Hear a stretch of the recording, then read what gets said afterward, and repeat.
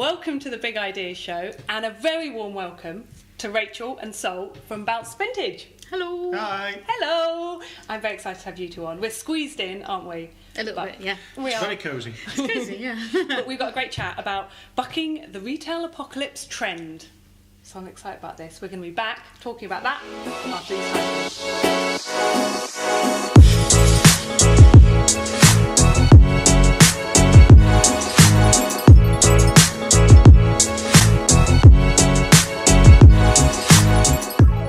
Rachel and Saul, thank you very much for joining me today. Thank you. Good to be Hi. here. I'm very excited because from our chats before, it's always been a lot of fun. So I'm looking forward to it. A nice, lively conversation. And like the shock when I said to both of you that it wasn't edited. So Yes. we're going to be leaving everything. But everyone loves outtakes, right? So Yeah. Probably just a really long outtake. Can we just do that all outtakes? yes. Yes. Okay, yeah, we like that. That's good. Okay, so our theme for today is bucking the retail apocalypse trend. But before I go into that, because I think as soon as we open this up, it's going to become a huge discussion. I'm going to go straight into the quickfire questions before we go into that. Is that all right with you guys? Ooh. I haven't briefed them at all on these. So, okay, here we go. What did you want to be as a child? An architect. Yep. The second architect, wannabe architect in this series. I'm not good enough at maths. Vet. Okay, nice. I didn't know Or that. was it a pet shop owner? Oh yeah, Yeah, pet I shop wasn't girl. ambitious actually. It was a pet shop owner. Yeah, not ambitious enough to be a vet. It was a pet shop. Yeah. Oh, nice. Yeah. Cool. Okay, if you weren't doing this, what else would you be doing? Second time I've asked you this question, isn't Yes, it? it is. Last time it was cheese tester at Waitrose. Yep. Is it still a cheese tester?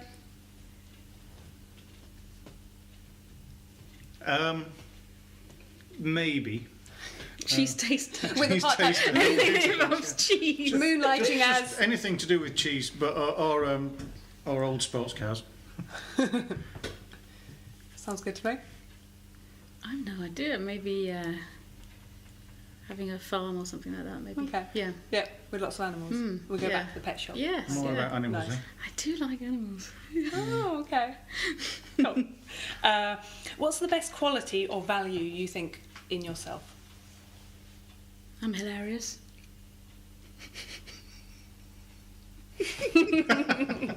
I'm impressed we managed to. We're laughing at We that. did not prepare that either. That was good. I wouldn't know what to say. Somebody would have to tell me my best quality. You're really honest. Very honest. Yeah. Okay, Blunt. I'm very honest. good. And the best quality or value that you admire or you look for in other people? Unselfishness. Yeah. Is that just generosity? Your kindness, yeah. Unselfishness, kindness, and yeah, a good sense of humour. This sounds like a weird. Is this like That's a dating not one thing? quality. That's Yeah. like that's Is this just like your perfect idea of a perfect friend, mate, What? something. What, like a Am I those? You are my love. Oh right, okay. Aww. Okay, what's one thing in your life that you value most? A material thing? A material thing. Yeah. Well, like an object of desire. Yes. Material. Ooh. You'd probably say the cat. Does the cat count, or is that just a pet? See, we're back with the animals again. Yeah, it goes. The other Yeah. people have said have Because all been there's animals. not really a thing. Okay. You know Yeah. that question about if your house is on fire, What do you what say? would you save? Yeah. The Because fire. now all your photographs are digital, you don't have to worry about that. You just get the cat. You know, obviously Saul, Sawley, and the cat. Yeah. Okay, so the cat Anything physical. survives. Couldn't answer that. I don't know. No. Okay. There's nothing that I dwell on thinking about. I'm glad I own that. And if I was going to die, I'd want to be buried with it or in it. No, nothing. You wouldn't want your moustache to, to have a little If it yeah. caught on fire, singe. A singe. if it went on fire, You want to get no, out, yeah. There's nothing like that. Oh, Okay. that wasn't a question about fire, was it? What were we going about fire? I know. It's the thing you would save if there was a fire. What would you save if there That was wasn't a the fire? question, but we took it there, didn't We we? can interpret it. Yeah. That's good. Okay, and final one. If you could impose one law, what would it be? Would it be like the ultimate law for the whole Society. universal law? Oh. Or just a any law? law. Yeah, it could be a small little thing. Wow. This is Wow. probably the main hard one that I've sprung on you. isn't it? Yeah, it is. I'd It say. is. What would you say? I said I'd say. Oh. As in the worst one she sprung on us. Oh, yes. And this That is was just your me law. procrastinating while I think of an answer, which I just haven't got. I've clearly got no ambition. The one law: do not spring questions on people. Yeah, that's unexpected. There we go. Yes, yeah, that's Yeah, it. That's we'll go the for that one. law. Okay. An end to all interviews. Yeah. Okay. Radio and not video. Yeah, ban or video. Yeah. Okay, that's good. That's Quickfire Questions done. Thank you. Hopefully not too painful. Can we go now? Yeah, done. See you later. Bye. No, we're now into our big discussion around bucking the retail apocalypse trend. Can you start by this a lovely story where that title came from? Can you tell us first, what inspired you to come up with that title? This is your story. Okay, yeah. Yeah, there was this. It was very funny. There was a lovely family who came into the shop probably about a month ago, wasn't it? And this little lad was 12, and he'd obviously been into our first shop, a smaller shop. So he came up to the counter and said, Was he very small? Was he like, "Yeah, he was like this. He was really tiny, and he was like please, this." miss. And he said, Yeah, that's what I was thinking. yeah.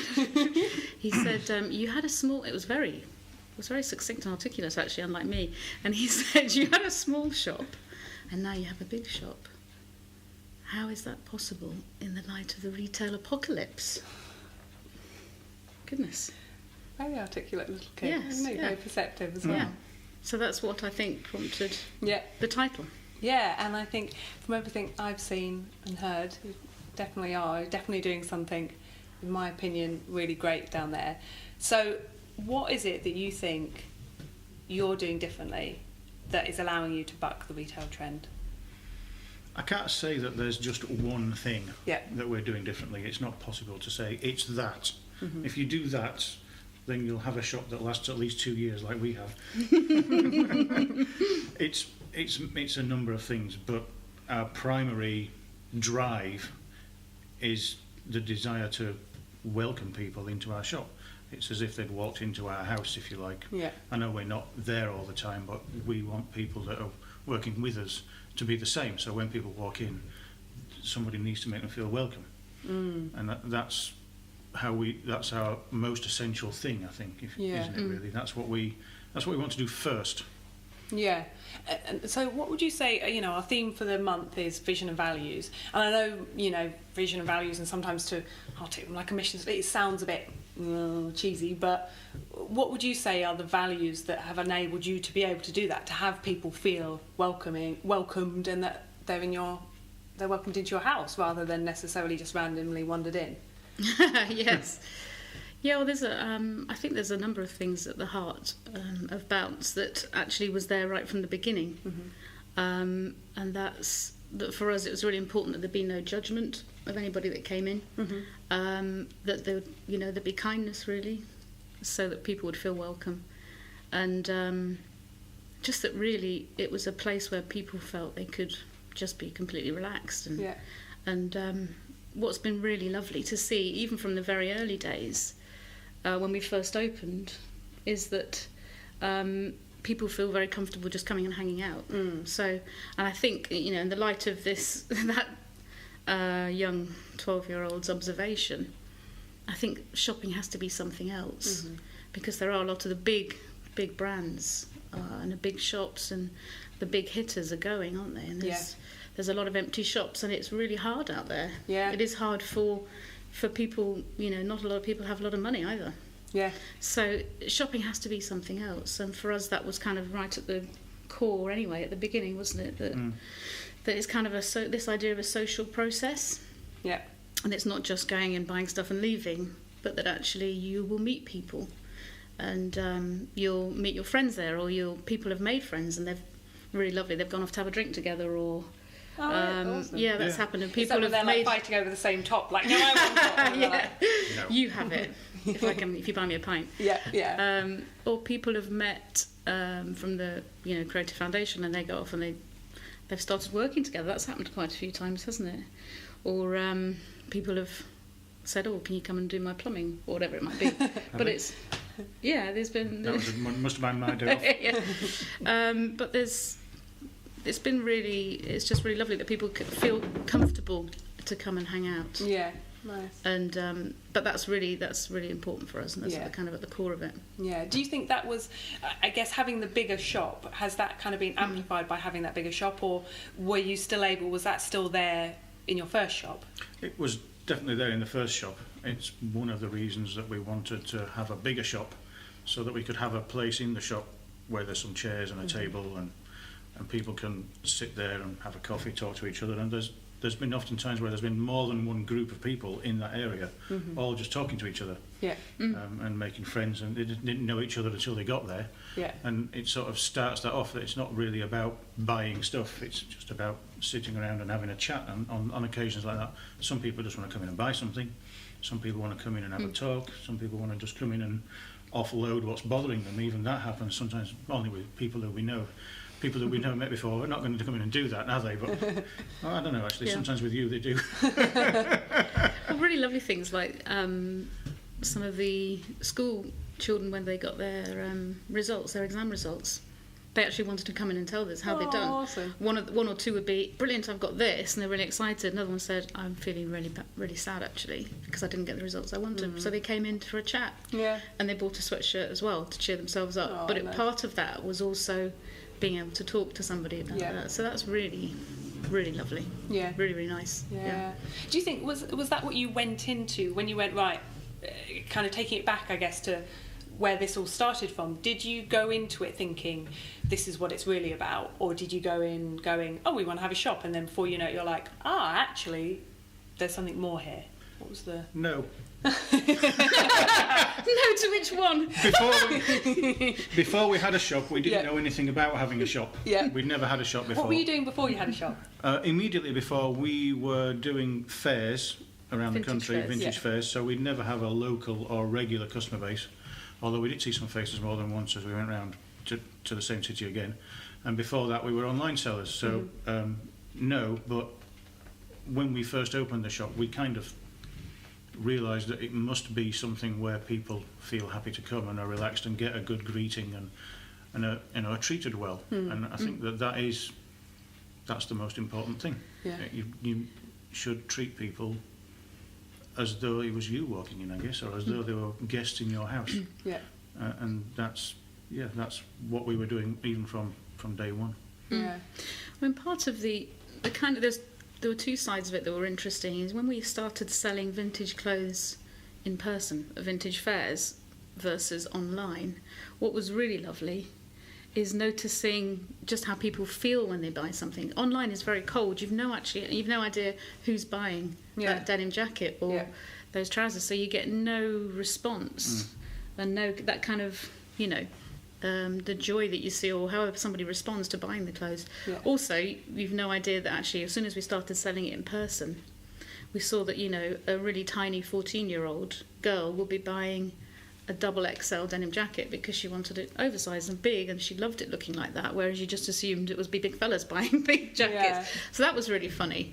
But I think when we started selling in person at the fairs, we started realising it's a kind of a relationship that with people that you really were missing out when we're doing online. You see the reaction of the people when they find something that they've been looking for a long time, or that they really want, and you don't see that online. People just click buy.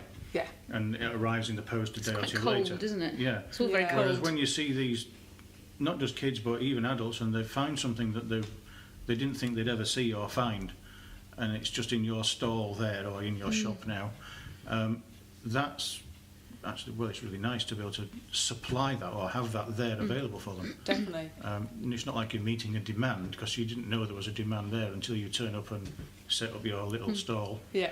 It's just that interaction that you see that people have with this thing. And I think that's why with vintage clothes and things in charity shops, people keep them for longer, because there's something about the finding of it that makes people hang on to it. And that's another thing with vintage shops and why we do what we do. It's that desire to hold on to it that people have, because they've got that relationship with it that's formed when they first find it.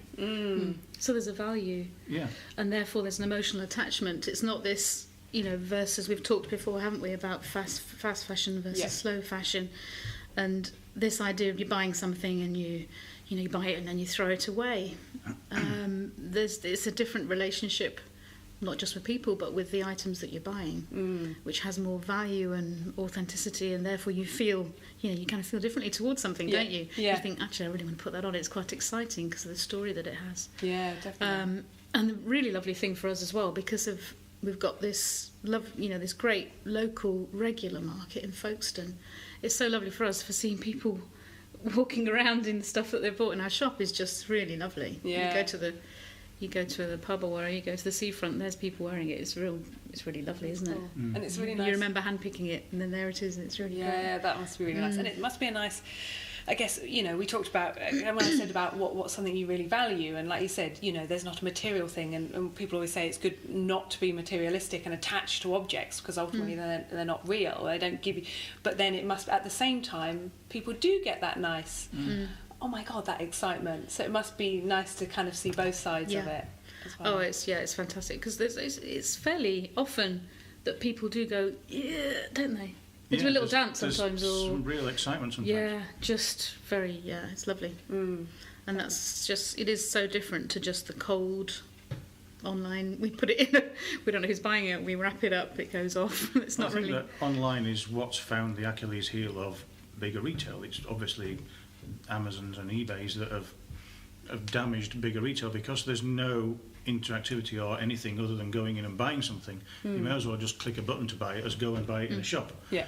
And that's where the larger retail, I think, has a problem. They don't have that personal level of interaction. They may try, and sometimes they do succeed to a certain degree, but I think that the more traditional shop, the older style shop, is where it can succeed, because that's how we can go back to the title and buck the trend a little bit, is that if it's a smaller shop and there's an interaction between the person who's working there and the person who's coming in, and there's a conversation happening, it's not then just about going in and buying something, it's about going in and having a chat, getting to know what's going on, finding out about things, and just exchanging talk and information or whatever it and can be, and meeting other people that are also happening to be out and about and wandering around the shops that day. And if you go to a country that's different to the UK, if you go to France or Italy and you go to a small town, they're all in their shops, and that's where they meet each other, and that's where they talk, that's their social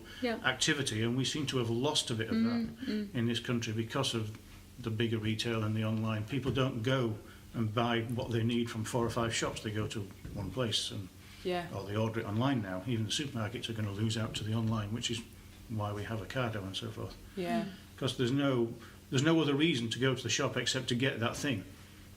So if you can get that thing even easier without getting off the sofa, then you would, wouldn't you? But if there's a reason to go that's more than just the shopping, and then I think that might be a way that the high street can have a place back in society. Definitely. And that's part of what we want to do. I'm not saying we're going to save society or save the high street for 1 minute, but being part of the old high street and part of this part of Folkestone is, I think that's what that's about. And it's about a place where people can go and wander about, talk to each other. Yeah, definitely. Well, the connections, we talked about that, didn't we, before? It's these kind of connections that people are making.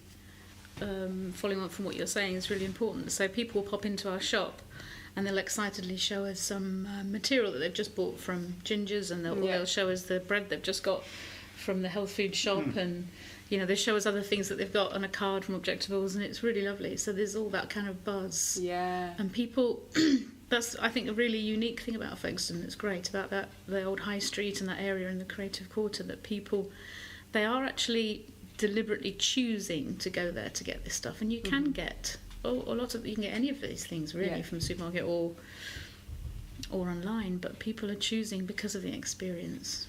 And that's where we've got this wonderful opportunity, haven't we, where retail is in one form is going down, but it's just going to rise up in the social side, exactly kind of all the stuff you're saying, and have more of an impact, more of a benefit to the community. And do you go as far as saying, from a wellbeing point of view, that people feel like they know people in their community rather than they're on their own, they're isolated? I was thinking exactly that. It's funny you say that. When Saul was talking, I was thinking about some people that pop into the shop who work from home, because a lot of people now are working from home, and they may not have a family or a partner, and they don't necessarily know their neighbours.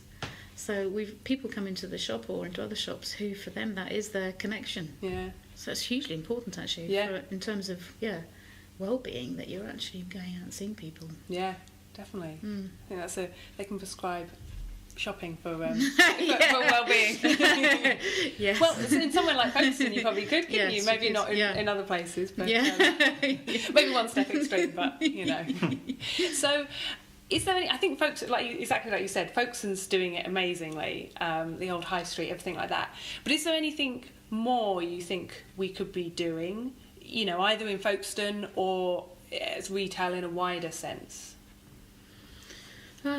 Folkestone, I think there could be more of a kind of connection between the kind of the old bit. I suppose you call the creative quarter the old town. Some people call it the old town. I don't know, old high street, so they call it the old town, and the main bit of the town where all the the other shops are.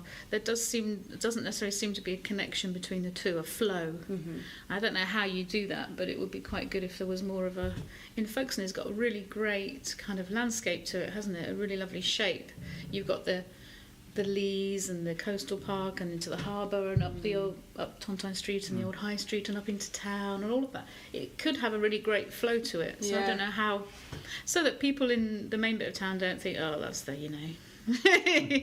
that's those fancy shops. I think there needs to be an independent guide to the, well, not necessarily independent, a guide to the independent businesses in Folkestone, or the independent shops or whatever, not all shops. Or something along those lines. When we went to, where did we go? Kendal, wasn't it? Last year. Ooh, I don't know, did we? Where we saw that sandwich board sign that had a list of all the shops that were there. The Lake District, and what they did you're in right. the Lake District, Somewhere like that. And we took a picture of it. And I think that was quite an interesting little idea that you could develop or do something with. So if there was some kind of pointers that said, if you go up here, this is what there is. And if you go down there, this is what there is. And if you go that way... Have it all over town. And have it around town. Where it just points you at things that says, down here are these shops, or down here is this coffee shop, and get a cake from this place, and that kind of thing. I think that would be a good way to develop it, and to make people go to the places that they're not necessarily always going to, because a lot of local residents don't go down the old high street in Folkestone. Because there is actually a physical barrier, isn't there? At the is it Rendezvous Street? Rendezvous Street, I think there's a barrier. So some people actually said, "Oh, I stop," Yeah, because you think there's nothing else. That's the end of the town. Yeah. And sometimes Equally, it might be the all it takes opposite to stop going people up. going further, even though it's a car barrier, and you can walk around it quite easily. Yeah, but People physical just barriers. don't. It just, oh, that must be the end of town then, so I'll stop here, and I'll go back to the station and go home. Yeah. Because I've seen it all. Actually, there was these two really lovely Chaps. chaps who they saw an article about Folkestone in the newspaper, in the Guardian, saying it was one of the best top places within an hour of London or something to visit. So they visited on a really rainy, absolutely torrential rain Friday, didn't they? And they came late, and they eventually got to the old high street about 6:15 when everything was pretty much closed. And they said, we were in the main bit of town and we saw Boots and we saw all the shops, and we're thinking, what was this newspaper on about? Is it just like any other town? And then we said we got to the old high street too late, and the harbour, and so we were just chattering away to them, and then we said, come back when it's sunny, come back at the weekend and come and have a look. And they now, not only are they moving here, they totally love it, but they've been the last 7 weekends, they've come every weekend. Yeah. Amazing. And they stay over, and they go to Space Bar and go to the silent discos, and they absolutely love it. But it was just that thing of, where am I? Trying to navigate. I'm in the old, the main bit of town, and so meeting people like that is what Bounce is about. To a certain degree. And actually, in our old shop, and we do it even more in our new shop, big shop, we really enjoy doing like an informal tourist guide. Whether they like it or not. Sometimes I think they're like I've bought something, can I just leave now? And I'm going, so over there is the harbour arm. Do you see that? And they're trying to get out. Yeah. So they get a copy Sometimes you say, just run, don't and they you? get a copy of Scene magazine. Just run. And that goes in their bag with everything else, and and they get to have a little bit of local info them which about restaurants. where, why do you go over there and do that, and and we do send people off to other things. Yeah. And we've always done that. That's just because we really love Folkestone, but also is this thing of, you just really want people to have a lovely time. Yeah. And the thought they might miss out on like the harbour arm or the harbour or anything like that, that messes with my head, so I like to give them Make more sure information that they might want. And they go away going, oh my God, how are we going to get around it all in one day? That's it. So they come back the next time. Yeah, well, come back 7 times. That is amazing. Yeah, coming back. they're lovely. Yeah, They're they not come. unique though, are they? Well, we've had No, that happens a lot. a few people in where that's happened, where Yeah. you know, they've had a chat and come back. And I think more than one person's moved to Folkestone, Yeah. not just because of us. It was because of you, I think. They've been in the shop more than once and Yeah. told us that, you know, we came to see you and we had a walk around and we love Folkestone and all these things you sent us to, and now we're looking at buying a place here, and it happens. Yeah. Happens more than once that in Yeah. the last couple of years. It's really So, lovely. yeah, it's good. Isn't it? Yeah, Really it nice is. something to be a part of. Oh, it For is. Yeah, everyone yeah, and yeah. It's really. everyone who's making it happen. Good stuff. This is really cool, really lovely. If people watching have not been into your shop, there can't be many, but if they've maybe kind of got stuck at that barrier going, how do I get through this barrier? And What's found down the bit there? around the side. Where can they find out more about you? Over there. No. Over there, that way, right over there. On social media, it's Yeah. Bounce Vintage. So on Instagram, we're Bounce Vintage. Yep. And on Facebook as well. Bounce Bounce Vintage. Vintage. We've got a website, but that mainly is.